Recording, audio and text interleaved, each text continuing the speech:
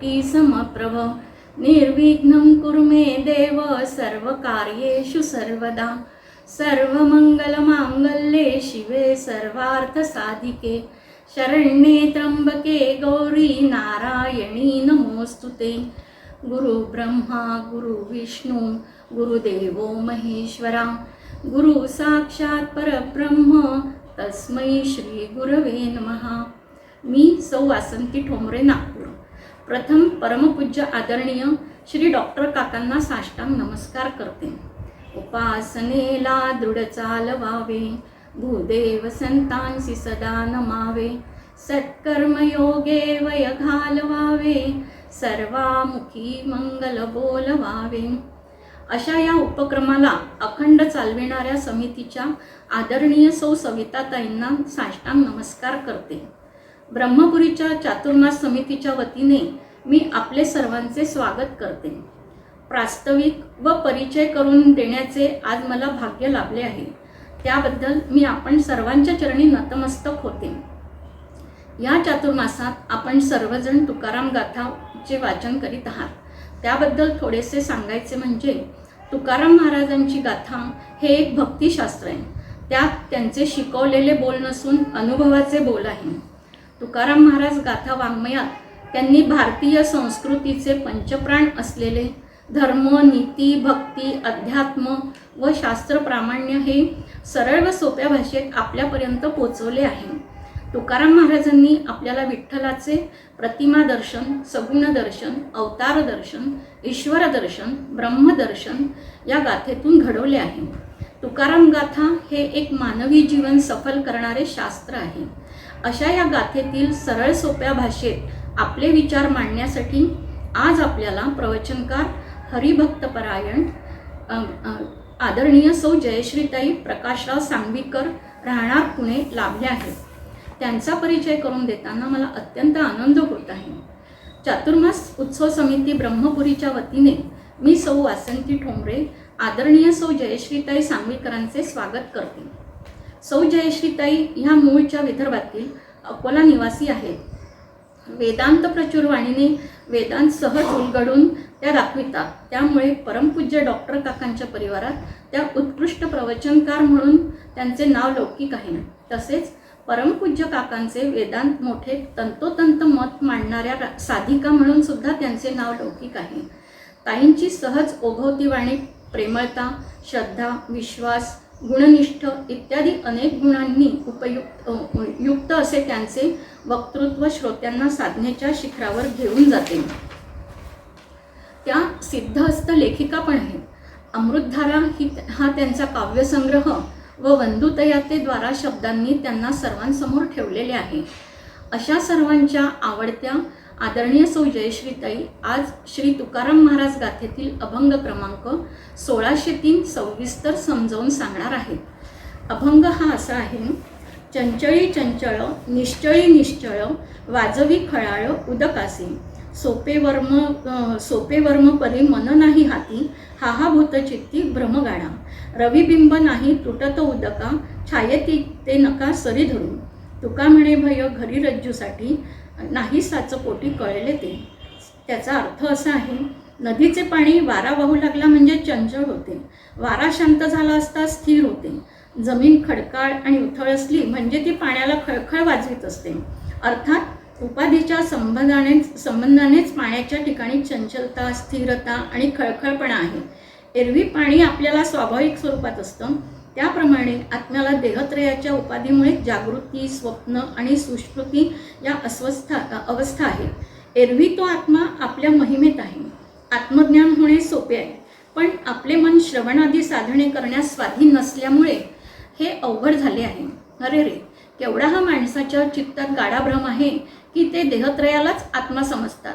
पाण्यात सूर्याचे प्रतिबिंब पडले असता पाण्यामुळे ते सूर्यापेक्षा वस्तुतः भिन्न असत नाही, त्याप्रमाणे अंतःकरणाच्या उपाधीमुळे परमात्म्यापेक्षा जीव हा वेगळा दिसत असला तरी वस्तुस्थितीने तो वेगळा नसतो। तसेच मनुष्याच्या आश्रित असणारी छाया जशी सत्य नसते, त्याप्रमाणे परमात्म्याच्या आश्रित जगद्भ्रमाला व जीववशेला कारण असणारी माया परमात्म्याप्रमाणे सत्य आहे असे समजू नका। तेव्हाच तुकाराम महाराज आपल्याला सांगतात, रज्जूवर सर्प भासल्यामुळे माणसाने मनात भय धरलेले नसते, पण हे भय जोपर्यंत सत्य रज्जूचे अंतःकरणात ज्ञान झाले नाही तोवरच राहतं. त्याप्रमाणे परमात्माविषयक अज्ञानामुळे जगत सत्य आहे असे वाटते, पण हा भ्रम जोपर्यंत सत्य अशा परमात्म्याचा साक्षात्कार होणार नाही तोपर्यंतच असतो.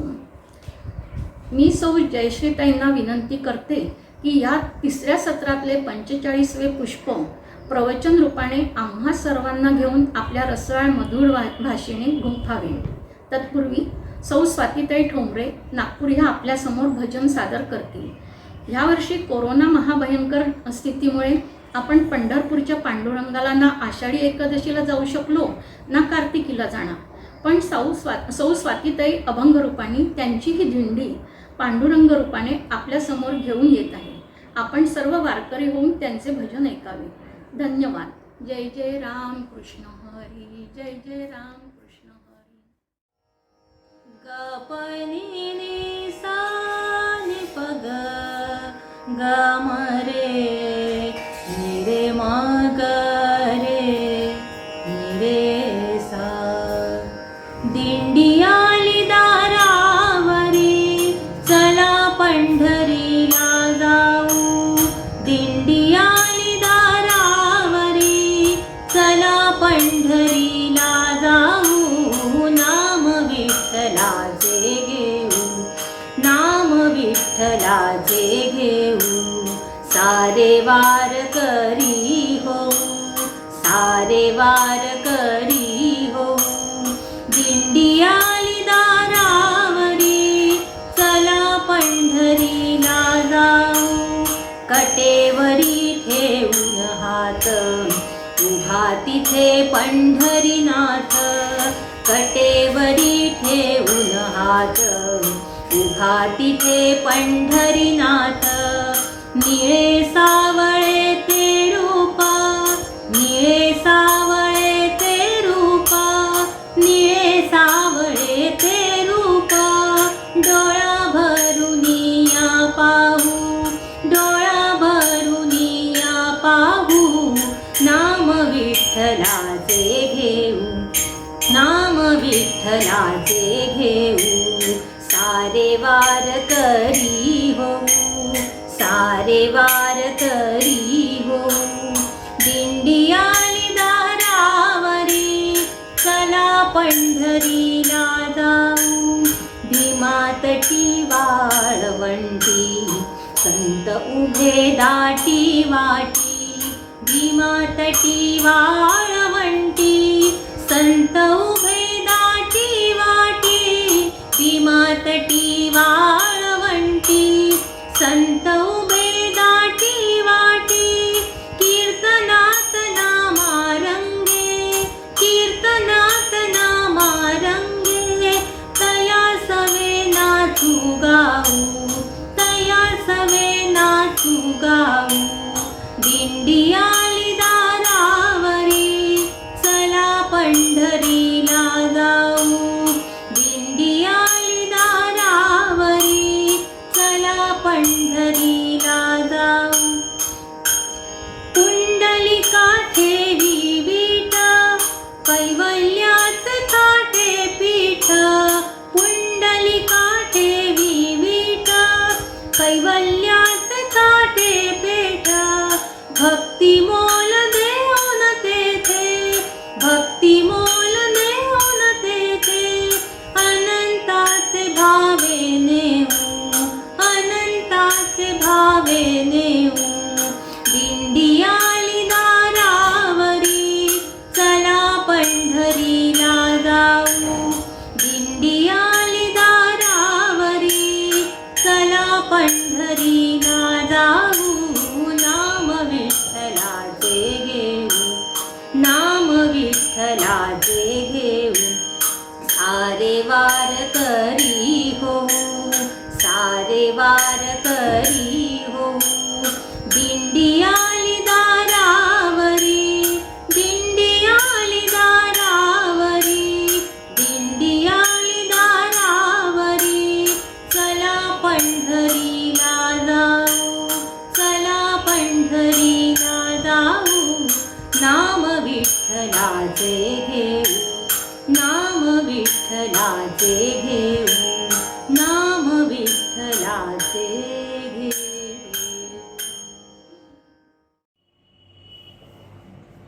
जय जय रघुवीर समर्थ, गणेश शारदा चैव सद्गुरु सज्जनस्तथा, आराध्य दैवतं गुह्यं सर्वमे रघुनंदन. कृपा कटाक्षाची ये किरणे, मोह समुद्राचे आटणे, घडे जय त्या श्रीकृष्णे, वंदूतया ते श्रीराम. जयांचे करिता स्मरण, होय सकल विद्यांचे अधिकरण, ते वंदूया श्री चरण, श्री गुरूंचे. जय जय रघुवीर समर्थ. स्वतेजे प्रकाशी खऱ्या भक्तिपंथा, भवतारकू दे जगानाम पंथा, मराठीत वेदू धरी रूप गाथा, तुकाराम चरणी सदा नम्र माथा. कुंडलीक वरदा हरी विठ्ठल, श्री ज्ञानदेव तुकाराम. पंढरीनाथ महाराज की जय. जय जय रघुवीर समर्थ.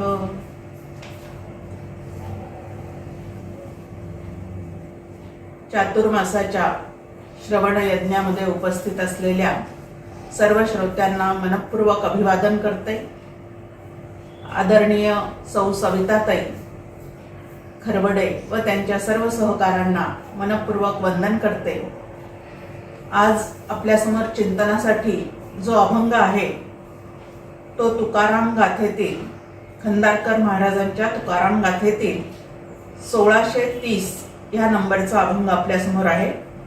चंचळी चंचळ निश्चळी निश्चळ, चंचळी चंचळ निश्चळी निश्चळ, वाजवी खळाळ उदकासी, वाजवी खळाळ उदकासी.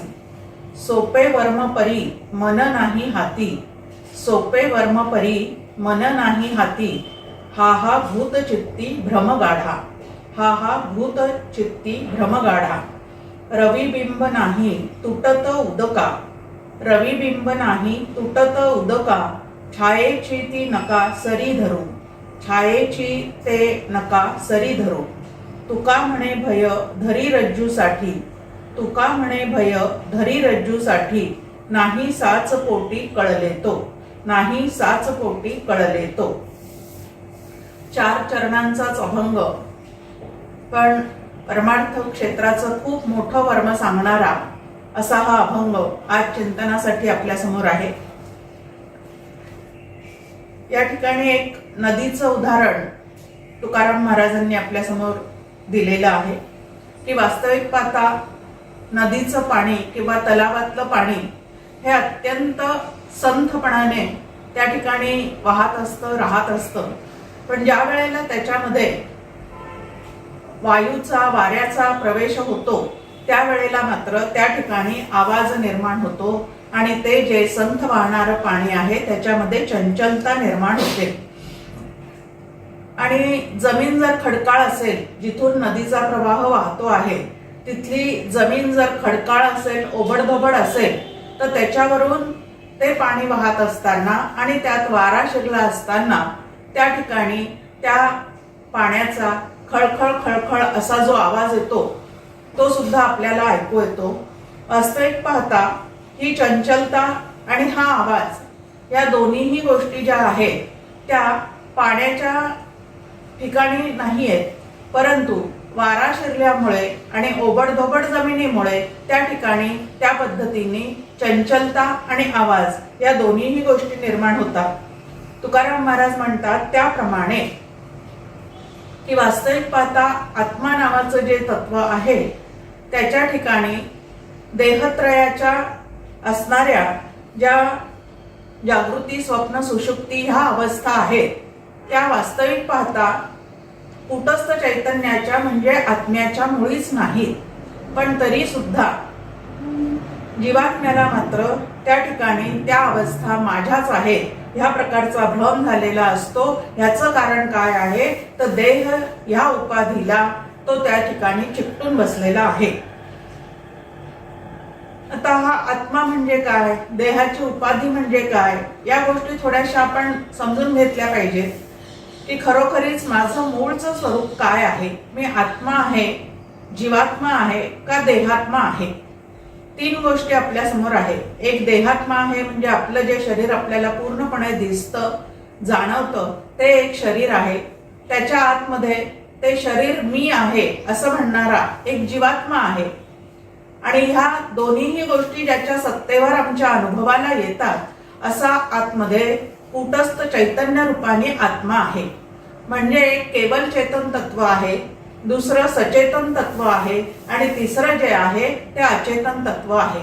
असे 3 प्रकार या ठिकाणी आपल्याला समजुतीसाठी आपल्याला समजून घ्यायचे आहेत की हा आत्मा म्हणजे नेमकं काय आहे.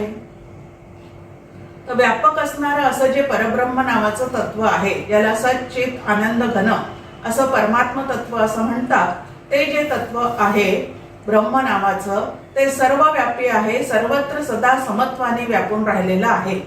आणि हे जे सर्वव्यापी असणारं तत्व, आनंदघन असणारं तत्व ज्या वेळेला एका देहापुरतं जणू काही मर्यादित झाल्यासारखं वाटतं त्यावेळेला त्याच परब्रह्माला, त्याच ब्रह्माला देहाची उपाधी लाभल्यानंतर त्याला आत्मा असं म्हणण्याची पद्धत आहे. आता हा आत्मा तुमच्या आमच्या आतमध्ये, सर्व जीवांच्या आतमध्ये सर्वत्र सदा समत्वाने असल्यामुळे जड आणि चेतन अशा सर्व पदार्थांमध्ये हे तत्व जे केवल चेतन नावाचं तत्व आहे ते पूर्णपणे व्यापून आहे. आणि ते तुमचं आमचं सगळ्यांचं मूळ स्वरूप आहे असा आपल्या समोर वेदांत शास्त्राने सिद्धांत ठेवलेला आहे की जीवो ब्रह्मैव ना पराहा, की जीव जो आहे तो मूळचा कोण आहे तर परब्रह्म आहे. आता हा जीव म्हटल्यानंतर या जीवाच्या ठिकाणी 3 गोष्टी आपल्या समोर सांगितलेल्या आहेत, म्हणजे व्याख्या करून ठेवलेली आहे आपल्या समजुतीसाठी शास्त्राने की जीव बरोबर कूटस्थ चैतन्य म्हणजे आत्मा अधिक बुद्धीत पडलेलं आत्म्याचं प्रतिबिंब, ह्याला जीव असं म्हणतात. आता या जीवाच्या ठिकाणचे हे जे 3 घटक आहेत ते कसे आहेत थोडंसं आपण बघूया. तर कूटस्थ चैतन्य नावाचं जे तत्व आहे ते केवल चेतन आहे.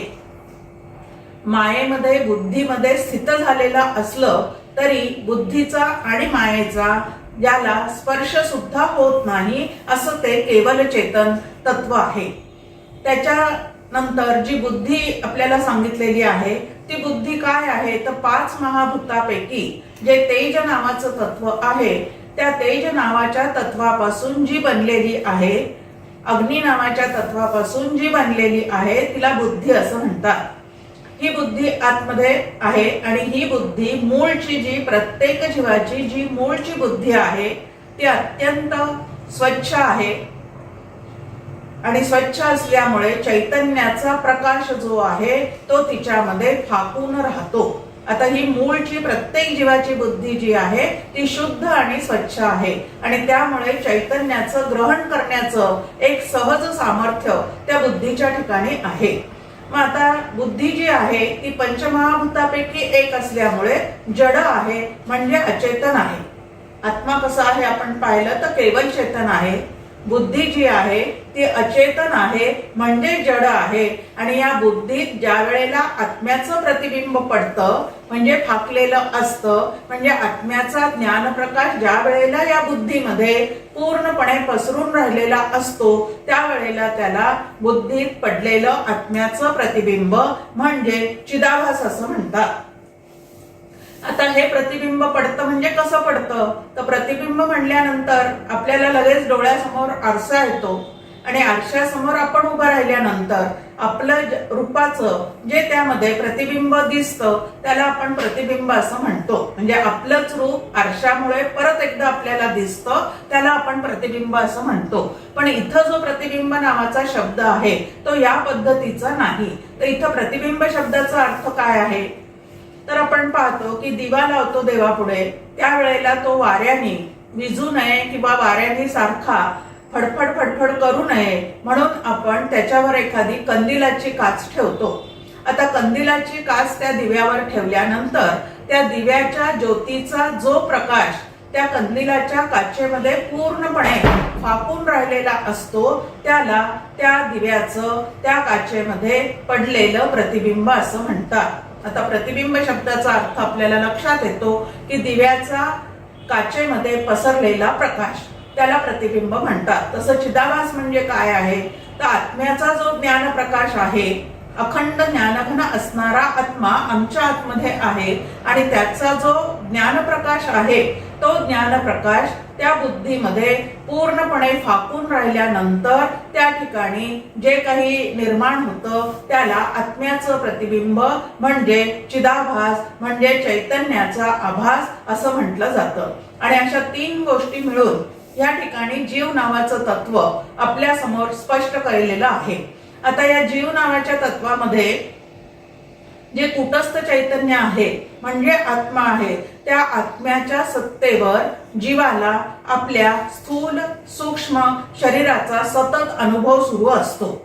आता हा अनुभव जो जीवाला येतो तो देहामुळे आलेला असतो. वास्तविक पाहता सिद्धांत आपण पाहिला की जीव जो आहे तो मूळचा ब्रह्मरूप आहे. आता कुटस्थ चैतन्य नावाचं जे तत्व आहे तेच जीवाचं मूळचं स्वरूप आहे. परंतु बुद्धीत फाकलेला प्रकाश ज्या वेळेला त्या ठिकाणी प्रकाशमान होतो त्यावेळेला त्या चिदाभासाला बाहेर असणारा देह सुद्धा दिसायला लागतो आणि स्थूल आणि सूक्ष्म शरीराची सुद्धा जाणीव त्याला व्हायला लागते. आता त्यावेळेला जो मधला जीवात्मा आहे म्हणजे केवल चेतन आणि अचेतन ह्याच्यामध्ये जो सचेतन जीवात्मा त्या ठिकाणी आहे त्या सचेतन जीवात्म्याला या ठिकाणी मी ब्रह्म आहे, मी आत्मा आहे असा पूर्णपणे विसर पडतो आणि भासणाऱ्या दिसणाऱ्या या देहाला, देहत्रयाला म्हणजे सूक्ष्म शरीर, स्थूल शरीर आणि कारण शरीर या ज्या देहाचे 3 प्रकार सांगितलेले आहे, देहत्रय हे 3 प्रकार जे सांगितलेले आहेत आपल्याच देहाचे, तेच मी आहे. त्याला येणारे अनुभव, त्याला होणारे विकार जे काही आहेत तेच मी आहे असा त्या जीवाच्या ठिकाणी भ्रम निर्माण होतो.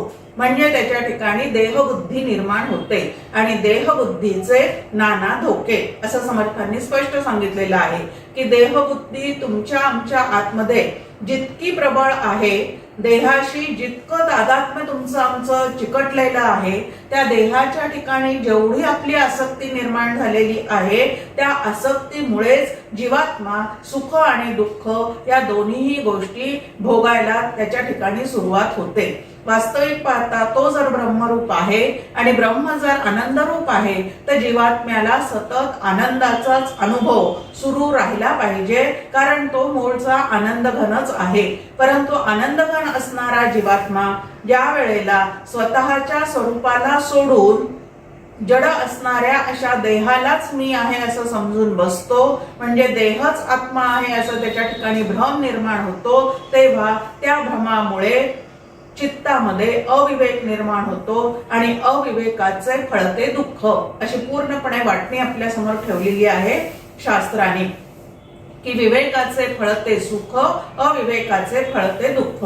तर माझ्या आयुष्यात ज्या वेळेला मला दुःखाचा अनुभव येतो त्यावेळेला तो दुःखाचा अनुभव समोरच्यांनी दिलेला नाही, तो दुःखाचा अनुभव भगवंतांनी दिलेला नाही, तर तो दुःखाचा अनुभव जो आहे तो माझ्या चित्तात अखंड असणाऱ्या अविवेकामुळे मला अनुभवाला येत आहे. असं जर पक्की खुणगाठ मी मनाशी बांधलेली असेल तर इतरांविषयीचा आरडाओरडा आणि देवापुढे केलेला कांगावा सुद्धा थांबून जातो आणि आमच्या अंतःकरणाला काय प्राप्त होते तर शांती प्राप्त होते. मग आता मी देह आहे या भ्रमामुळे देह तादात्म्य म्हणजे देहाविषयी आणि देहादिकांविषयी आसक्ती निर्माण होते आणि दुःखाचं मूळ कारण जर काही असेल तर आसक्ती हे दुःखाचं मूळ कारण आहे. आणि सुखाचं व्यवस्था कशामध्ये आहे तर भक्तीमध्ये सुखाची व्यवस्था आहे आणि आसक्तीमुळे दुःखाचा तुम्हाला आम्हाला अनुभव सुरू आहे. म्हणून मग आता या आसक्तीतून जर मला बाहेर पडायचं असेल तर देहे बुद्धी ते आत्मबुद्धी करावी, अशी समर्थांनी एक सोपी प्रक्रिया आपल्या समोर ठेवलेली आहे. बोलताना ही प्रक्रिया खूप सोपी वाटते, पण देहे बुद्धी ते आत्मबुद्धी करावी ह्याच्यासाठी जी काही श्री गुरूंनी आम्हाला सोहम साधना दिलेली आहे ती नित्य करत असताना सुद्धा एखादा मिनिट कुठंतरी, एखादा सेकंद मी आत्मा आहे ह्याच्यावर आरूढ होऊन राहतो. पण ज्या क्षणी तिथून उठतो, सोहम साधना करून उठतो, त्या क्षणी परत देहोहम, प्राणोहम, मनोहम इत्यादी तुमचं आमचं सगळं परत मागे लचांड लागलेलं असतं. आणि त्याच्यामुळे तुम्हाला आम्हाला दुःख सातत्याने काय होतं तर वाटायला येतं. जे मी नाही ते मी आहे असं जो म्हणतो त्याला भ्रमिष्ठ असं म्हणतात, असं व्यवहारामध्ये आपण पाहतो. मग पारमार्थिक दृष्ट्या जर विचार केला तर जे साधू संत ऋषी मुनी जीवनमुक्त आहेत ते फक्त या भ्रमातून पूर्णपणे सुटलेले आहेत, म्हणजे तेच फक्त शहाणे आहेत. आणि तुम्ही आम्ही जे सगळेजण आहोत ते कसं आहे तर भ्रमिष्ठ आहे. आता परमार्थाला जो लागतो त्याने अगदी सुरुवातीला काय करायचं आहे तर प्रामाणिकपणाने आपल्याला वेळ लागलेला आहे आणि ते वेळ घालवण्यासाठी आपण या क्षेत्रात आलेले आहोत हे पूर्णपणे नक्की स्वतःला समजवायचं आहे. की अनेक गैरसमज या भ्रमामुळे आपलेच आपल्याविषयी झालेले आहेत आणि तेवढे गैरसमज शास्त्राच्या अभ्यासाने आणि श्री गुरूंनी दिलेल्या साधनेनी सातत्याने घालवल्याशिवाय गुरु वाक्ये मन धुतले. आपल्या समोर ज्ञानेश्वर महाराज बोलतात की हे जे भ्रम झालेले आहे ते घालवण्याचा उपाय काय आहे तर गुरु वाक्ये मन धुतले. गुरुनी काय सांगितलेलं आहे, तू देह आहेस असं सांगितलेलं आहे का तू आत्मा आहे असं सांगितलेलं आहे. तर श्री गुरु शरण आलेल्या शिष्याला बाबा रे आनंद घन असणारा जो आत्मा आहे ते तुझं मूळचं स्वरूप आहे असं समजावून सांगतात. आणि ते मी आहे असा निश्चय अंगी बांधल्याशिवाय भ्रमातून आपली कदापिही सुटका होत नाही. आणि म्हणून भ्रमातून सुटका करून घ्यायची असेल तर काय करावं लागतं तर गुरुवाक्ये मन धुतले हे लक्षात ठेवून सतत आत्मानुसंधान सांभाळण्याची जी जबाबदारी आहे ती साधकाला स्वतःच्या ठिकाणी स्वतः उचलण्याची काय निर्माण केली पाहिजे तर क्षमता जी आहे ती त्याने निर्माण केली पाहिजे. आता वास्तविक पाहता या देहामुळे देहाला किती विकार आहेत, विकार आपल्या समोर ठेवलेले आहेत की जो तुमचा आमचा देह आहे तो अस्ति जायते वर्धते विपरिमनते अपक्षीयते आणि म्रियते अशा 6 विकारांनी बांधला गेलेला आहे. म्हणजे हे 6 विकार जे आहेत ते प्रत्येकाच्या देहाला असतातच. मग राजा असू दे, रंक असू दे, श्रीमंत असू दे, गरीब असू दे, स्त्री असू दे, पुरुष असू दे, बाल असू दे, तरुण असू दे, या सगळ्यांना या विकारांनी काय केलेलं आहे तर बांधून टाकलेलं आहे. अस्ति जायते वर्धते विपरिमनते अपक्षीयते आणि म्रियते असे 6 विकार आहेत. आता हे 6 विकार म्हणजे काय, आता सविताताईंकडनं तुम्हाला समजून घ्यावं लागेल कारण 1 तासाच्या मर्यादामध्ये एवढं तर आपण काही सांगू शकत नाही. पण अस्ति म्हणजे असणे, वासना रूपाने कुठंतरी तुम्ही आम्ही आधी अव्यक्त स्थितीमध्ये असतो, त्यानंतर त्या अव्यक्त स्थितीतून ज्या वेळेला आपण मातेच्या गर्भाशयात प्रवेश करतो त्यावेळेला तिथं हळूहळू व्यक्त व्हायला सुरुवात होते आणि मग आपला जन्म होतो. त्याला जायते असं म्हटलेलं आहे. म्हणजे आधी असणं, मग जन्माला येणं, जन्माला आल्यानंतर हळूहळू हळू त्या ठिकाणी वर्धते म्हणजे वाढत जाणं, मोठं होत जाणं, वाढत जाणं. त्यानंतर या वाढलेल्या वयामध्ये सुद्धा शरीरामध्ये सुद्धा हळूहळू प्रत्येक वाढदिवसानंतर आपण म्हणतो की आपलं आयुष्य वाढत चाललेलं आहे. पण विचार केला तर ते आपलं आयुष्य जे आहे ते कसं चाललेलं आहे तर वय वाढत चाललेलं आहे आणि आयुष्य घटत चाललेलं आहे. या पद्धतीने ती सगळी सरणी चाललेली असते. पण आपण मात्र भ्रमात असतो की मी आता इतका मोठा झालो, तितका मोठा झालो. उलट दर वर्षीच्या वाढदिवसाला आपण सावध व्हायला पाहिजे आणि मरणाचे स्मरण असावे, हरिभक्तीस सादर व्हावे. इतरांचे कॉंग्रॅच्युलेशन्स, अभिनंदन सगळं स्वीकारावं, पण स्वतःला सांगावं की आता कुठल्या प्रवासाकडे निघालेले आहोत आपण तर 6वा विकार जो आहे म्रियते तिकडं आपली वाटचाल चाललेली आहे. आणि तो विकार येण्याच्या आत मला निर्विकार असणाऱ्या त्या आत्मस्वरूपाशी एकरूप होऊन राहायचं आहे. असं आपण आपल्या ठिकाणी काय करायचं आहे तर विवेक जागृत करून स्वतःला समजून सांगण्याचा प्रयत्न करायचा आहे. मुद्दा चाललेला आहे आपला की काही काळ आपलं शरीर वाढत असतं, त्याच्यानंतर आपल्या शरीरामध्ये बदल दिसायला लागतात.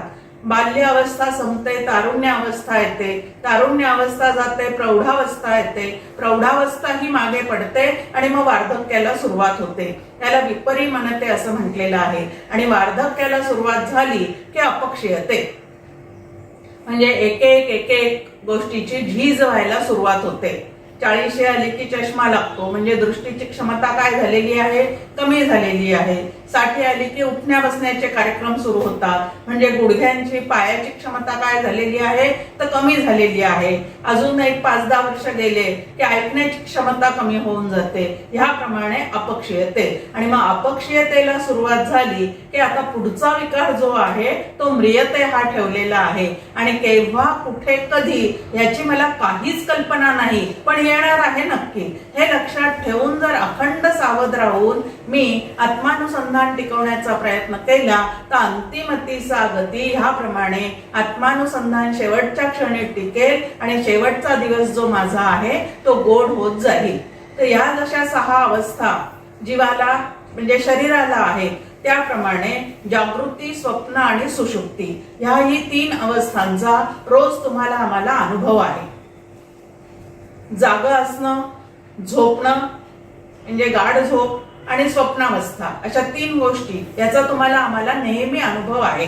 आता हा जो अनुभव आहे तो देहाच्या संगामुळे जीवात्म्याला येत चाललेला आहे. पण आत्मा नावाचं जे तत्व आहे ते देहत्रयातीत असल्यामुळे, त्याच्या ठिकाणी देह नावाची गोष्ट कधीच नसल्यामुळे या अवस्थांपासून तो जो परमात्मा आहे आमच्या आतमधला तो नेहमी अलिप्त असतो. डॉक्टर काकांच्या भाषेमध्ये तो बेखबर असतो. जीवाच्या ठिकाणी चाललेल्या ह्या ज्या अवस्था आणि त्या अवस्थांमध्ये घडणाऱ्या ज्या घडामोडी आहेत, आता नित्य नवा दिस जागृतीचा, या जागृतीमध्ये म्हणजे जागृतीमध्ये आमचं अंतःकरण पूर्णपणे स्पष्ट असं कार्यरत असतं आणि दृश्य जगतातल्या सगळ्या वस्तूंचा अनुभव जो आहे तो स्पष्टपणे जीवात्म्याला येत चाललेला असतो. मग जागृतीमध्ये अंतःकरण स्पष्ट असतं, गाढ झोपेमध्ये अंतःकरण पूर्णपणे लय पावलेलं असतं. त्यामुळे त्या ठिकाणी कुठलाच अनुभव आम्हाला येऊ शकत नाही. आणि स्वप्नावस्थेमध्ये म्हणजे गाढ झोपेतूनच आम्ही जेव्हा स्वप्नावस्थेमध्ये जातो त्यावेळेला आमचं अंतःकरण जे आहे ते अस्पष्ट दशेत येतं. आणि म्हणून एकही पदार्थ जरी आमच्या समोर नसला, एकही व्यक्ती जरी आमच्या समोर नसली तरी स्वप्नावस्थेमध्ये जणू काही ते सगळं आहे या भ्रमात राहूनच आम्ही त्या स्वप्नांचा अनुभव घेत असतो. आता ह्या 3 अवस्था ज्या आहेत त्या अवस्था नेमक्या कोणाला आहेत? आता गणपतीचे दिवस आलेत बघा, आणि गणपतीचे दिवस आले की आपण गणपती अथर्वशीर्ष म्हणतो. आता गणपती अथर्वशीर्षामध्ये आपण काय करतो तर आवर्तन करतो गणपती अथर्वशीर्षाचे, आणि त्यामध्ये त्वम अवस्था त्रयातीतः असं कोणाला बजावतो? गणपतीला बजावतो की तू कसा आहेस गणराया, तर अवस्था त्रयातीत आहे. म्हणजे तू जागृती, स्वप्न, सुषुप्तीच्या पलीकडे असणारा असा चैतन्य घन आत्मा आहे. तुला या अवस्थांचा अनुभवच नाही. परमपूज्य डॉक्टर काका गमतीने म्हणतात, मी पण एका गणपती उत्सवामध्ये असेच खूप गणपती अथर्वशीर्षाचे काय केले, आवर्तन केले. आणि मनापासून आवर्तन केल्यामुळे तो गणपती एकदा प्रसन्न झाला आणि माझ्या समोर उभा राहिला. आणि मी त्यावेळेला म्हणत होतो की त्वम अवस्था त्रयातीतः. त्यावेळेला तो गणपती उसळून मला म्हणाला की बाबा मी अवस्था त्रयातीत आहे हे मला माहितीच आहे, तुझी अवस्था काय आहे ते तू बघ. म्हणजे आता साधकांनी हे म्हणत असताना नेमकं काय लक्षात घ्यायचं आहे की माझं आराध्य दैवत जसं अवस्था त्रयातीत आहे, भावातीत आहे, त्रिगुणरहितम आहे, त्या पद्धतीने मी मूळचा सुद्धा तसाच आहे. मग मध्ये आधे हे जे अनुभव मला येत चाललेले आहेत ते सत्य आहेत का भ्रमात्मक आहे? त्याचं उत्तर आहे की ते भ्रमात्मक आहे, कारण देहाच्या संघामुळे जीवात्म्याला ते येत चाललेले आहे. आणि हा मधला जो जीवात्मा नावाचा सचेतन घटक आहे तो ज्या वेळेला देहाला येणारे सगळे अनुभव माझे आहेत असं स्वतःवर ओढवून घेतो. छान एक आपल्या समोर म्हण आहे त्याच्यासाठी, आ बैल मुझे मान, की स्वतःवर त्या सगळ्या गोष्टी ओढवून घ्यायच्या. आणि अशा स्वतःवर ओढवून घेऊन ज्या वेळेला त्या दुःखाचा बाऊ करत राहतो किंवा सुखाने हुरळत राहतो, त्यावेळेला त्याची मूळची आनंदरूप स्थिती जी आहे ती या देहाच्या संघामुळे पूर्णपणे बिघडलेली असते. आणि मग तो मी सुखी आहे किंवा दुःखी आहे ह्याप्रमाणे आवाज करत राहतो. जसं नदी खडकाळ जमिनीमुळे आणि तिच्यामध्ये शिरलेल्या वायूमुळे काय करायला लागलेली आहे आता, तर खळखळ खळखळ असा आवाज करायला लागलेली आहे. आता पाणी वरून ज्या वेळेला कड्यांवरून पडतं, पावसाळ्या दिवसामध्ये आपण पाहतो की मोठे मोठे धबधबे जे आहेत ते आपल्याला पाण्याचे पडताना दिसतात. आता तो पाण्याचा आवाज कशामुळे आहे, धबधब्याचा इतका जोरात येणारा आवाज? एक तर उंच कड्यावरून ते खाली कोसळत आहेत आणि कोसळत असताना त्याच्यामध्ये वायू सुद्धा मिसळलेला आहे आणि खडकाळ असणारा मागचा जो डोंगर आहे त्याच्यावर आदळून आदळून ते खाली पडत असल्यामुळे त्याचा एवढा मोठा आवाज त्या ठिकाणी होत चाललेला आहे. मग उपाधीमुळे हे आवाज त्या ठिकाणी निर्माण झालेले आहेत. खडकाळ जमीन आणि वायू या दोन उपाधी त्या पाण्याला लागल्यामुळे त्या संथ वाहणाऱ्या पाण्याच्या ठिकाणी या पद्धतीचा आवाज आणि तरंग, लाटा इत्यादी गोष्टी निर्माण झालेल्या आहेत. त्याप्रमाणे जीवात्म्याला ज्या वेळेला देहाचा संग लागतो आणि तो देहच मी आहे अशी त्याच्या ठिकाणी भ्रांत अवस्था निर्माण होते, तेव्हा देहाच्या ठिकाणी घडणाऱ्या सर्व गोष्टी माझ्याच आहेत असं समजून तो वेड लागल्यासारखं मी सुखी आहे, दुःखी आहे, मी आता बहिरा झालो आहे, मी आता अंधळा झालो आहे, माझ्या पायातली आता शक्ती गेलेली आहे, या पद्धतीचं बोलणं जे आहे ते बरळण्यासारखं त्याच्या ठिकाणी सुरू राहिलेलं असतं. आणि मूळचा जो आत्मा आहे तो मात्र देह रहित आहे, प्राणरहित आहे. त्यामुळे त्याच्या ठिकाणी असं कुठलंही दुःख नाही, तर केवळ आनंद आणि आनंदच आहे. आणि हा आनंद जर आपल्याला प्राप्त करायचा असेल तर मग आपल्यासाठी साधना आहे की उपाधीचा निराश करायला शिका. देहाच्या निरासे पाविजे त्या ठाया, असं तुकाराम महाराजांचा एक अभंग आहे की देहाचा निराश करूनच आपल्याला आपल्या स्वस्वरूपापर्यंत परत पोहोचता येतं. उदाहरण आहे आपल्याला, आता सद्यस्थितीमध्ये या सगळ्या कोरोनाच्या गडबडीमुळे ब्रह्मपुरीपर्यंत मी येऊ शकत नाहीये, पण जर मी ब्रह्मपुरीला आले असते आता, तर पुण्यापासून मी जितकी दूर गेलेली आहे तितकं मला परत पुण्यात येण्यासाठी माघारी यावं लागलं असतं की नाही. जितके गावं मी ब्रह्मपुरीला येण्यासाठी पुण्याहून येताना ओलांडलेले आहेत, तितके ब्रह्मपुरीहून निघाल्यानंतर तेवढे गावं ओलांडल्याशिवाय मला परत पुण्यामध्ये येता येणार नाही. त्याप्रमाणे इकडं की जितकी आत्मतत्वापासून मी गैरसमजुतीमुळे दूर गेलेली आहे, मी देह आहे, मी मन आहे, मी प्राण आहे, मी कर्ता आहे, मी भोक्ता आहे, मी द्वेष्टा आहे, मी प्रेमळ आहे, मी कुटुंबवत्सल आहे, हे सगळं आत्मस्वरूपापासून दूर नेणाऱ्या गोष्टी आहेत. आता मनोबुद्ध अहंकार चित्तानी नाहम असं आत्मषटक जर एक शंकराचार्यांचं आपण छान अभ्यासलं तर आपल्याला लक्षात येतं की किती उपाधी आम्ही आमच्या मागे लावून घेतलेल्या आहेत. आणि उपाधी शब्दाचा अर्थ आहे की जी अधिष्ठानापासून आम्हाला वेगळं करते त्याला उपाधी असं म्हणतात. मग आता अधिष्ठान काय आहे आमच्या देहाचं, तर कूटस्थ चैतन्य हे अधिष्ठान आहे आणि ते माझं स्वरूप असताना त्याच्यापासून मला दूर केलेलं आहे. ते कोणी केलेलं आहे, तर या उपाधींनी केलेलं आहे. आणि या उपाधीच मी आहे असं जे वाटणं आहे त्यालाच अविद्या असं म्हणतात. आता अविद्या म्हणजे आता परत काय प्रकार आहे नवीन, एक भ्रम ऐकलं की जे जसं आहे तसं न दिसता त्याच्यापेक्षा वेगळं काहीतरी वाटणं, ह्याला भ्रम असं म्हणतात, ह्याला भास असं म्हणतात. आणि तुमची आमची सध्याची स्थिती अगदी तशीच आहे. मूळचे आम्ही ब्रह्मरूप असून सुद्धा आम्हाला मात्र आम्ही देह आहे, जीव आहे, मन आहे, प्राण आहे, भोक्ता आहे, कर्ता आहे इत्यादी वाटत चाललेलं आहे. आणि या सगळ्या कल्पनेतून जर मला सुटका करून घ्यायची असेल तर अविद्या काय आहे माझ्या ठिकाणची ती समजून घेतली पाहिजे. तर अविद्या म्हणजे एक मायेची शक्ती आहे, मायेचं एक ते कल्पित रूप आहे. आणि या अविद्येमुळे ते जीवात्म्याला स्वतःच्या स्वरूपाचं विस्मरण झालेलं आहे. आणि जे आपण नाही ते आपण आहोत असं आमच्या ठिकाणी भ्रम निर्माण करून देण्याचं जे कार्य आहे ते हे अविद्या करते. आणि म्हणून ही अविद्या जर मला घालवायची असेल तर जी सद्विद्येने नाहीशी होते, जी ब्रह्मविद्येने नाहीशी होते तिला अविद्या असं म्हणतात.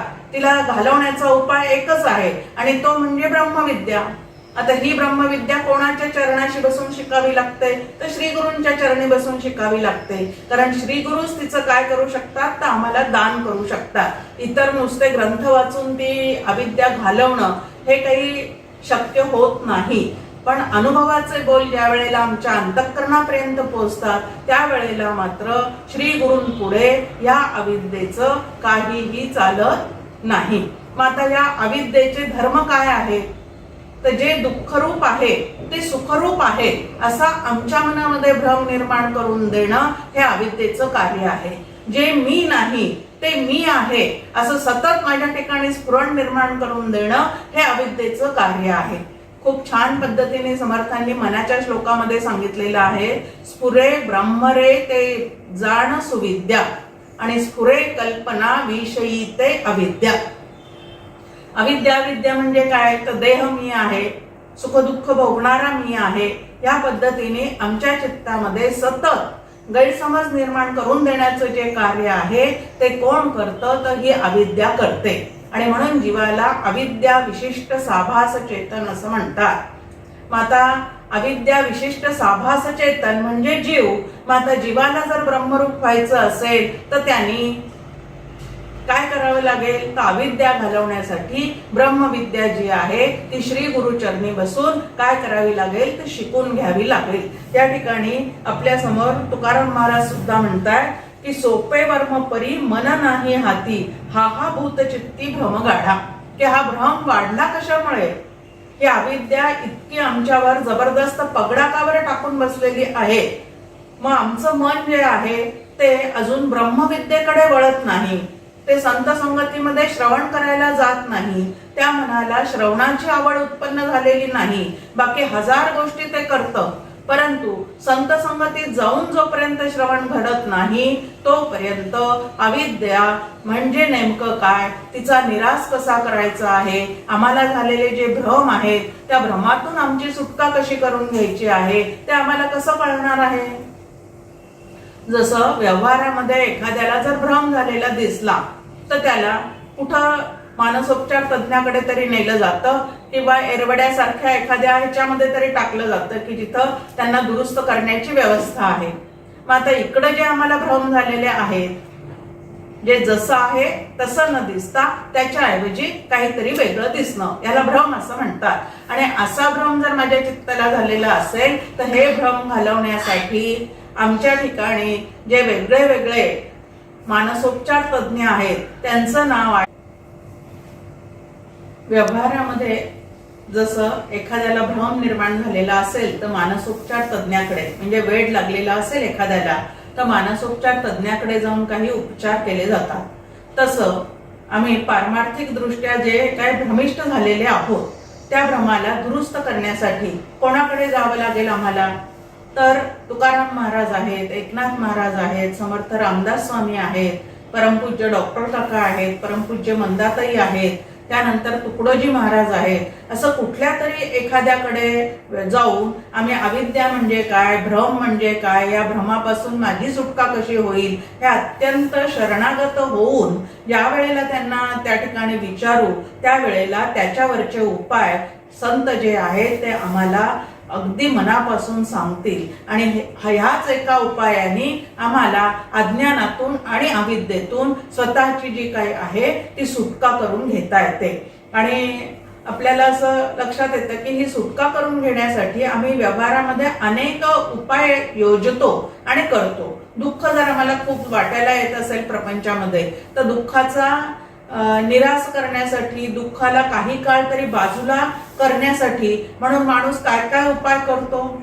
ज्योतिषशास्त्राकडे जातो, आपल्या पत्रिका दाखवतो, त्यांनी सांगितलं नाशिकला जाऊन अमकं करा तमकं करा की ते आम्ही करून घेतो. एवढा जप करा म्हटलं की ते आम्ही करून घेतो. त्यानंतर दुःख बाजूला सारण्यासाठी कोणी सिगारेट ओढतं, कोणी दारू पितं, तर कोणी पत्ते कुटत बसतं. ह्या पद्धतीचे अनेक उपाय आम्ही या दुःखातून सुटका करून घेण्यासाठी करतो. पण दुःखाचं मूळ कारण भ्रम आहे हे मात्र आमच्या लक्षात येत नाही. समर्थ रामदास स्वामींचे छान ओवी आपल्या समोर आहे. नासे अज्ञान दुःख भ्रांती, शीघ्रची येथे ज्ञान प्राप्ती, ऐसी आहे फलश्रुती ही एक ग्रंथी. म्हणजे दासबोध ग्रंथाची फलश्रुती सांगताना ते म्हणतात की नासे अज्ञान दुःख भ्रांती.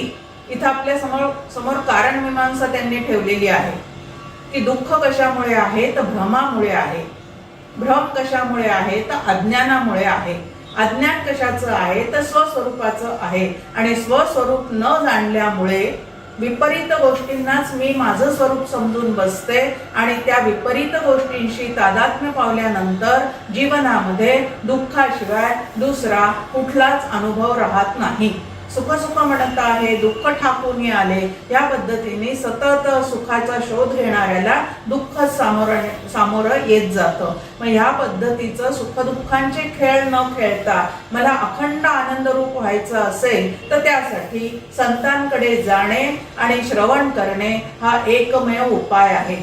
जेथे नाही श्रवण स्वार्थ तेथे कैचा हो परमार्थ, असं संत आपल्याला विचारतात की तुम्ही श्रवणाचा स्वार्थ साधल्याशिवाय तुमचा परमार्थ म्हणजे तुमची सुखरूपता तुम्हाला परत योग्य तऱ्हेने प्राप्त होऊ शकत नाही. आणि म्हणून संत संगतीत श्रवण हे एक खूप उत्कृष्ट असं साधन आहे. आणि ते साधन केल्याशिवाय अविद्या, अज्ञान, भ्रम इत्यादी गोष्टी ज्या आहेत त्या गोष्टी मला माझ्या चित्तातून काढता येणार नाहीत. आणि म्हणून संत संगतीमध्ये जाऊन काय करायला पाहिजे तर श्रवण करायला पाहिजे. आणि संत संगतीत गेल्यानंतर ते आम्हाला समजून सांगतात की 3 प्रकारचे भ्रम तुमच्या चित्ताला झालेले आहेत.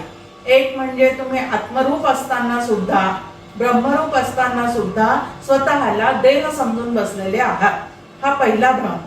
दुसरा भ्रम आहे की जग म्हणून तुम्हाला जे काही दिसतं ते वास्तविक पाहता कसं आहे तर तुकाराम महाराजांनी या जगाचा निर्णय देऊन टाकलेला आहे एका अभंगामध्ये की रज्जू सर्पापरी भासियले जगडंबर. की एखाद्या रज्जूवर ज्याप्रमाणे सर्पाचा भास व्हावा त्याप्रमाणे जीवाला ब्रह्मावर जगताचा भास सुरू झालेला आहे आणि आत्मस्वरूपावर देहाचा भास सुरू झालेला आहे. हे शब्द ऐकले की आपल्याला वाटतं जे प्रत्यक्ष आम्हाला दिसतं, ज्या सुखदुःखाचा प्रत्यक्ष आम्ही अनुभव घेतो त्याला भास कसं काय म्हणायचं आहे. आता भास शब्दाची व्याख्या छान समजून घेतल्याशिवाय ह्या भासातून, ह्या भ्रमातून आमची सुटका होणार नाही. आणि म्हणून तर या ठिकाणी श्रवण करा आणि मन लावून करा असं तुकाराम महाराज आपल्याला सांगतात. आता भास शब्दाचा अर्थ आहे जे आधीही नसतं आणि नंतरही राहत नाही पण मध्ये आधे काही काळ दिसतं त्याला भास असं म्हणतात. आता देहादी जगत असं म्हणण्याची एक पद्धत आहे. कारण देह जो आहे तो जगताचा एक काय आहे तर भागच आहे. म्हणून देह एक काय वस्तू आहे किंवा देह काय पद्धतीचा आहे हे एकदा आम्ही समजून घेतलं म्हणजे पिंडाला समजून घेतलं की ब्रह्मांड जे आहे ते कळायला आम्हाला खूप मोठी मदत होते. उदाहरण आहे आपल्या समोर की भांडभर भात शिजला की नाही हे तपासण्यासाठी 1-2 शीत चाचपून पाहिले की भात शिजला की नाही हे कळतं. तसं संपूर्ण जगत भासमय आहे हे समजून घेताना एक माझा देह जो आहे तोच मुळात भासमान आहे असं मी लक्षात घेतलं शास्त्राच्या अभ्यासाने की बाकीचं जग सुद्धा तसंच आहे हे कळायला वेळ लागणार नाही. आता 1 तारखेपूर्वी माझा देह नव्हता. 1 तारखेनंतर तारीख पे तारीख कितीही वाढवून घेतली तरी तो नक्की राहणार नाही, तरी तो नक्की टिकणार नाही. ICU मध्ये जाऊन कितीदाही आलोन बाहेर परत आत गेलो तरी सुद्धा अशा वाऱ्या करून सुद्धा तो कायमचा टिकणारा नाही. मग 1 तारखेपूर्वी नव्हता, 1 तारखेपूर्वी तो नंतर राहणारच नाही, तर मध्ये आधे ज्या काही तारखांना तो दिसतो आहे तो भास आहे. आता देह आम्हाला दिसतोय की नाही? दिसतोय. मग आता देह दिसतो हे बरोबर आहे, पण जीवाला देह मी आहे असं जे वाटतं ना तो भ्रम आहे. एक लक्षात घ्यायचं की देह आम्हाला दिसतोय, हो दिसतोय, बरोबर आहे की देह नाही असं कोण म्हणतं, पण हा जो देह आहे त्याला तुम्ही आत्मा समजता, नित्य समजता, हा आपल्या ठिकाणी झालेला भ्रम आहे. मग देह कसा आहे तर अनित्य आहे, अनात्म आहे, आणि म्हणून या देहाला मी न समजता देहाच्या आतमध्ये अखंड व्यापून असणारं जे चैतन्य आहे, जे आत्मा नावाचं तत्व आहे, ते मी म्हणायला शिका. मग आता जगत सत्यत्व भ्रांती असं म्हटलेलं आहे, तसं देह सत्यत्व भ्रांती या चित्तातून गेल्याशिवाय आम्हाला खरा सुखाचा अनुभव येणार नाही. माझा देह जसा भासमान आहे त्याप्रमाणे या जगताला, जगतातल्या प्रत्येक वस्तूला, प्रत्येक व्यक्तीला उत्पत्ती, स्थिती आणि लय आहे. आणि म्हणून ते सगळं कसं आहे तर उत्पत्तीपूर्वी नव्हतं, काही काळ राहतं आणि लयानंतर परत दिसत नाही. त्या अर्थी संपूर्ण जग सुद्धा भासमान आहे, आणि ते भासमान आहे हे वास्तव स्वीकारलं. देह मी नाही हे वास्तव स्वीकारलं की दुःखाची आमची जी कारणं आहे ती कारणं गळून पडतात. तिसरा भ्रम आमच्या ठिकाणी आहे, मी करता आहे, मी भोगता आहे. आता खरा करता आणि खरा भोगता कोण आहे? जर भगवद्गीतेतला 2रा अध्याय, त्याला पुरुष प्रकृती विवेक म्हणतात किंवा सांख्ययोग म्हणतात, तो जर व्यवस्थित समजून घेतलेला असेल तर आपल्याला छान लक्षात येतं की या ठिकाणी खरोखरीच कर्ता नावाचं कोणी दिसतच नाही आहे. समर्थांची एक छान ओवी आपल्या समोर आहे. एक मुख्य परमेश्वरू, दुसरी प्रकृती जगताकारू, तिसरा मी नावाचा चोरू आणिला कैसा. की मी नावाचं काही सिद्धच होत नाहीये या ठिकाणी. एक आहे ते चैतन्य रूप पुरुष आहे, दुसरं आहे ते अष्टधा रूप प्रकृती आहे, आणि या दोघांचा सगळा खेळ या जगतामध्ये चाललेला आहे. मग या ठिकाणी मी मी मी काय चाललेलं आहे तर मीच स्फुरण आमच्या ठिकाणी जरूर आहे, मीची जाणीव आमच्या ठिकाणी जरूर आहे, पण खरा मी कोण आहे हे जोपर्यंत आम्हाला कळत नाही तोपर्यंत खोट्या मीचा म्हणजे तोतया मीचा धिंगाणा आमच्या आयुष्यामध्ये सतत चालू राहतो, आणि तोच आम्हाला तोतया मी जो आहे तो सुख दुःख देत राहतो. आनंद रूप असणाऱ्या मी पासून आम्हाला हा खोटा मी, भासमान मी जो आहे तो वेगळा करत राहतो. म्हणून खरा करता कोण आहे, खरा भोगता कोण आहे हे लक्षात घ्यायचं आहे. भगवद्गीतेच्या 8व्या अध्यायामध्ये आपल्या समोर कितीतरी प्रश्न आणि त्याचे उत्तर दिलेले आहेत की अध्यात्म म्हणजे काय, अधिभूत म्हणजे काय, अधिदैव म्हणजे काय, आणि अधियज्ञ म्हणजे काय. आणि त्या ठिकाणी श्रीकृष्ण म्हणतो की खरा जो भोक्ता आहे या शरीरातला तो मी आहे. आता म्हणजे काय आहे? श्रीकृष्ण जो आहे तो वाच्यार्थाने श्रीकृष्ण आणि लक्ष्यार्थाने ब्रह्म आहे. जीव सगळे भोग ज्याच्या सत्तेवर घेतो ते जे चैतन्य आहे त्याला खरा भोक्ता असं म्हणतात. मग आता आम्ही काय म्हणतो? मी चैतन्य आहे असं तर आमचा निश्चय झालेला नाही, आणि तरी सुद्धा आम्ही स्वतःला भोगते समजतो. म्हणजे देहाच्या रूपाने जे काही भोग जीवाला मिळत चाललेले आहे ते सगळे भोग जे आहेत ते मी कमावलेले आहेत, मला मिळालेले आहेत, मी भोगले पाहिजेत. ह्या पद्धतीचा विचार जोपर्यंत मी करता, मी भोगता असं चाललेला आहे तोपर्यंत त्या जीवाला कर्तृत्व भोक्तृत्व भ्रांतीमध्ये स्वतः त्यांनी अडकवून ठेवलेलं आहे. आणि जर खरोखरी मी माझ्या जीवनाचा खराच करता आहे असं मला वाटत असेल तर एक आपण समजून घ्यावं की मी जर माझ्या जीवनाचा करता आहे तर मला कितीही कॅन्सर होऊ नये वाटलं, कोरोना होऊ नये वाटलं तरी सुद्धा ते माझ्या ठिकाणी येऊन कसे काय धडकतात? मी जर करता असेल तर मला या सगळ्या गोष्टीपासून माझ्यापासून दूर ठेवता आल्या पाहिजेत, पण ठेवता येतात का? ठेवता येत नाही. अवघ्यांचे अवघेच सजे तरी अवघेच होती राजे. प्रत्येक जीवात जर करता असता स्वतःच्या जीवनाचा तर कोण कशाला पिऊन म्हणून नोकरी करत राहिला असता? हो, प्रत्येक जणच ब्रँच मॅनेजर झालेला असता. प्रत्येक जणच पंतप्रधानपदी जाऊन बसलेला असता, पण तसं तर होताना दिसत नाही. म्हणजेच कर्ता करविता कोणीतरी वेगळा आहे.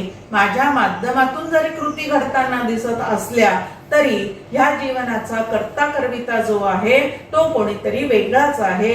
हे लक्षात ठेवलं तर त्या कर्तृत्वाचा भ्रम किंवा कर्तृत्वाचा अहंकार जो आहे तो आमच्या मानगुटीला बसत नाही. अहंकार जितके जास्त तितका अभिमान जास्त, जितका अभिमान परमार्थामध्ये जास्त तितकं आम्ही स्वस्वरूपापासून ढळलेले म्हणजे पतित झालेले असतो. आणि म्हणून या अभिमानाचा निराश करण्याचं जे काही युक्त्या आहेत, जे काही शास्त्र आहे ते संत संगतीमध्ये बसून घेतल्याशिवाय, श्रवण केल्याशिवाय आमच्या लवकर लक्षात येत नाही. कारण हे अनंत जन्मीचे चुकीचे संस्कार जे आमच्या मनावर झालेले आहेत ते तेवढे पुसण्यासाठी श्रवण हा एकमेव उपाय आहे.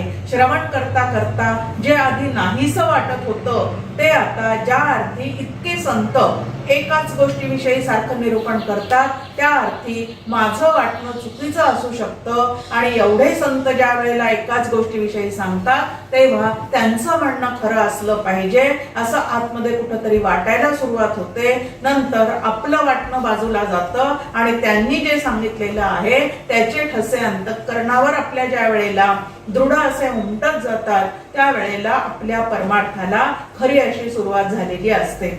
जीव मूळचा ब्रह्मरूपच आहे, पण या 3 भ्रांतीमुळे तो स्वतः काय झालेला आहे तर त्या स्वरूपापासून भिन्न आहे असं वाटायला लागलेलं आहे. अजून एक दृष्टांत या ठिकाणी दिलेला आहे की रविबिंब नाही तुटत उदका, छायेचे ते नका सरी धरू.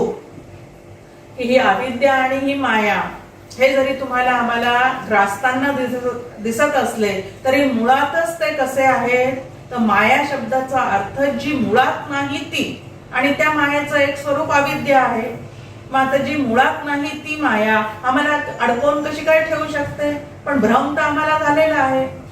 मग आता इथं की रविबिंब नाही तुटत उदका, की आता एखादं छान सरोवर आहे, त्या सरोवरामध्ये अजिबात हालचाल नाही आणि वर जो सूर्य त्या ठिकाणी प्रकाशत आहे त्या सूर्याचं प्रतिबिंब पूर्णपणे त्या तळ्यामध्ये पडलेलं आपल्याला दिसतं.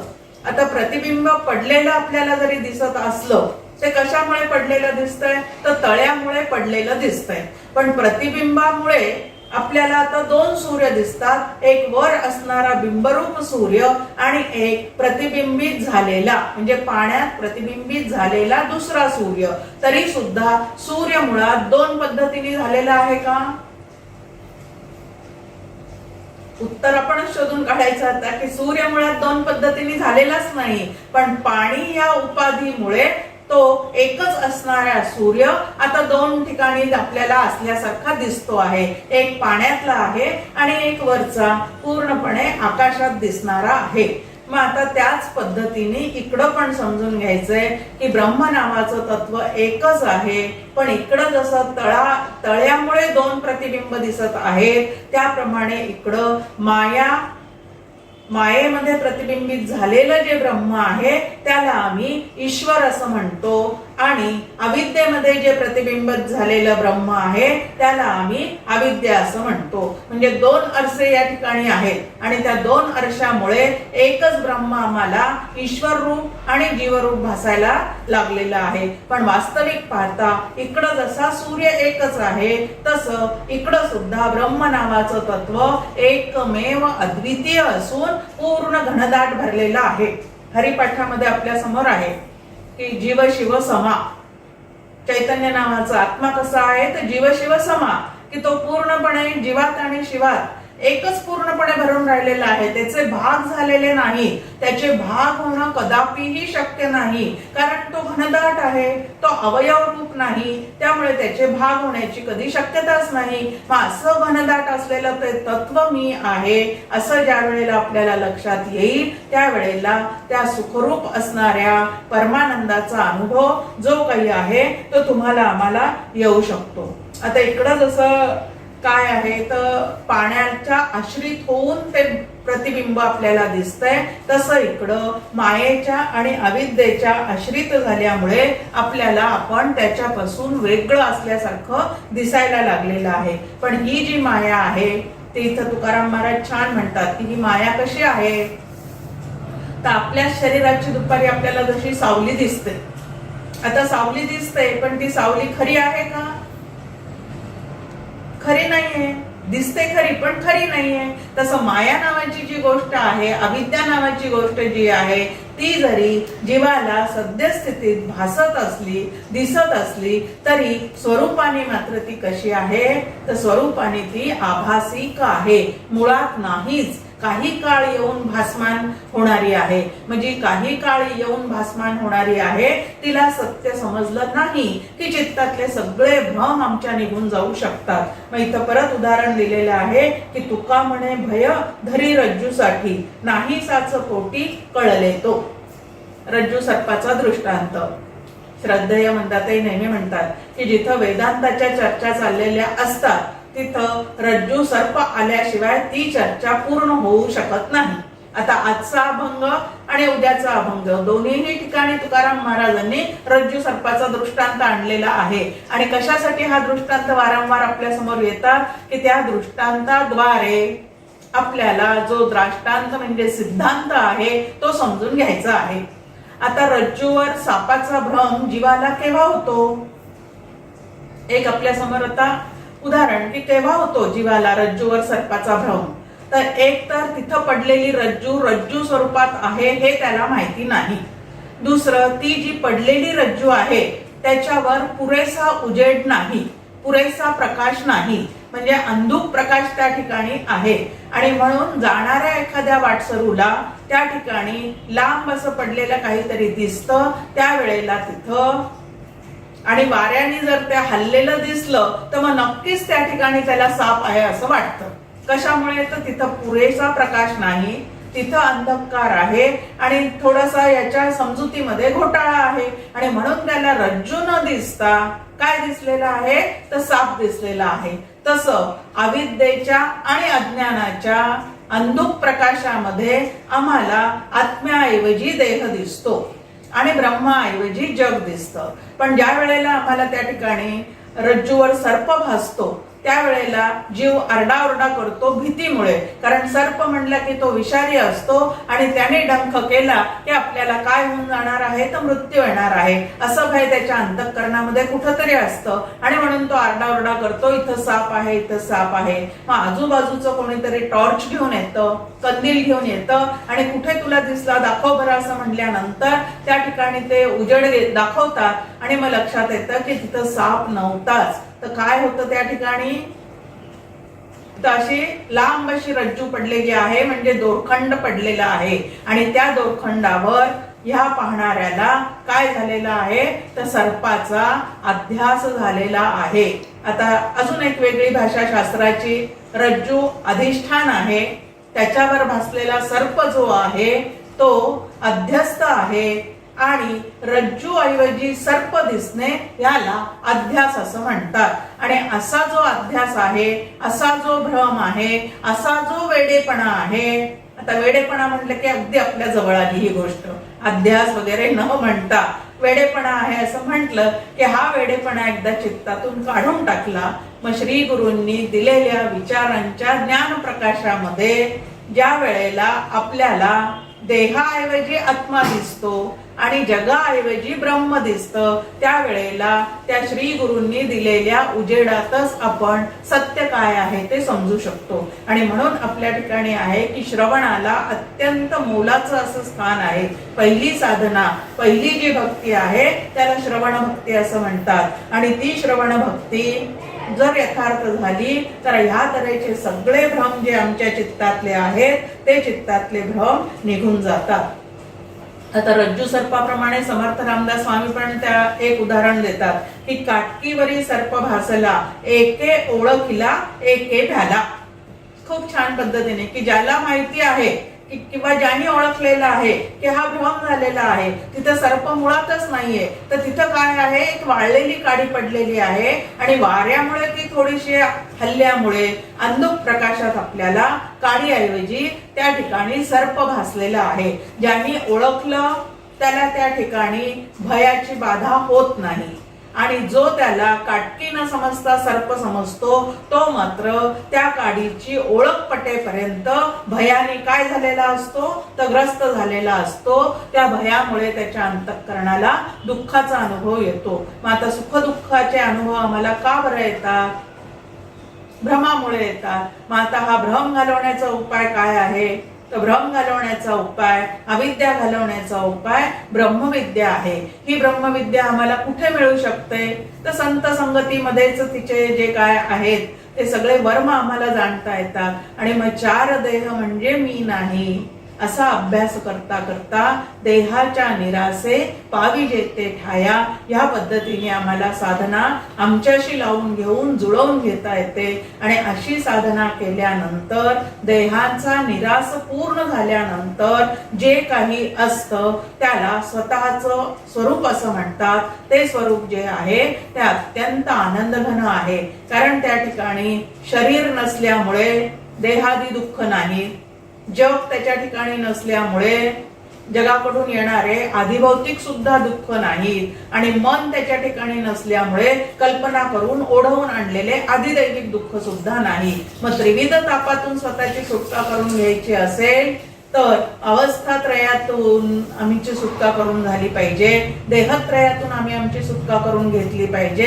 आणि हे सुटका करून घेण्याचं जे शास्त्र आहे ते श्री गुरुच आम्हाला समजून सांगू शकतात. म्हणून श्री गुरूंना अनन्य चरण जाऊ आणि या भ्रमातून आमची सुटका करण्याचं सामर्थ्य आम्हाला द्या अशी त्यांच्या ठिकाणी आपण मनापासून विनंती करूया. जय जय रघुवीर समर्थ. जय जय राम कृष्ण हरी. आयोजकांनी ही संधी आपल्याला प्राप्त करून दिली त्या डॉक्टर काकांचे व सौ सविताताईंचे मी मनपूर्वक आभार मानते.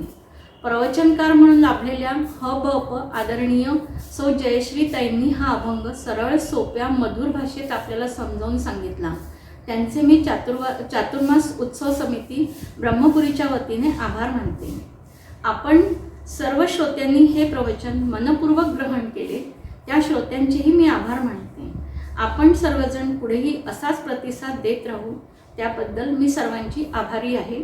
जय जय रघुवीर समर्थ.